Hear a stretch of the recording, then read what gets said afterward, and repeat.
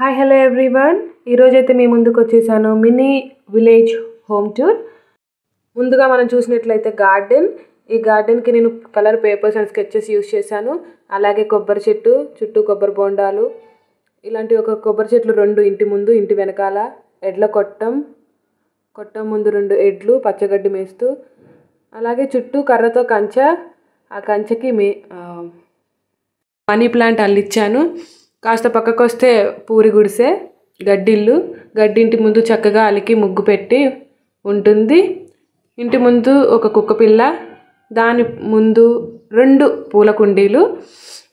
కాస్త పక్కకు వస్తే వడ్ల గుమ్మి. ఒకప్పుడు వడ్లను, సంవత్సరానికి సరిపడా వడ్లను స్టోర్ చేసుకోవడానికి ఇలా మట్టితో చేసిన గుమ్ములు యూజ్ చేసేవాళ్ళు. వీటిని వడ్ల గుమ్మి అంటారు. పక్కనే టాంగా, ముందు ఎడ్ల బండి, వడ్ల బస్తాలతో ఉన్న ఎడ్ల బండి. దాని ముందు కంచెకి ఆనుకొని ఒక చీపిరి కట్ట, బుల్లి చీపిరి కట్ట. అలాగే కొంచెం పక్కకు వస్తే కిచెన్.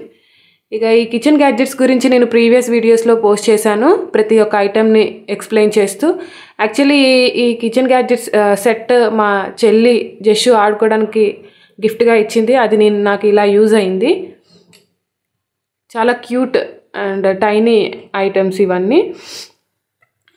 కిచెన్ ముందు కట్టెల పొయ్యి చుట్టూ చక్కగా అలికి ముగ్గులు. ఒకప్పుడు ఇలాగే ముగ్గులు పెట్టేవాళ్ళు పొయ్యి చుట్టూ కూడా.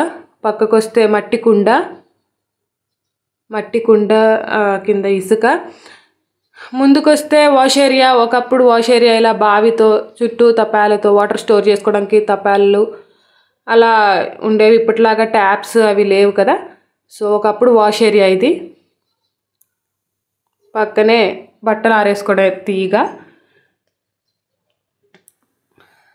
ఇంటి ముందు వరండా లాగా ఇలా, అది కూడా పేడ ఎర్రమట్టి కలిపి అలిగేసి ముగ్గు పెట్టాం.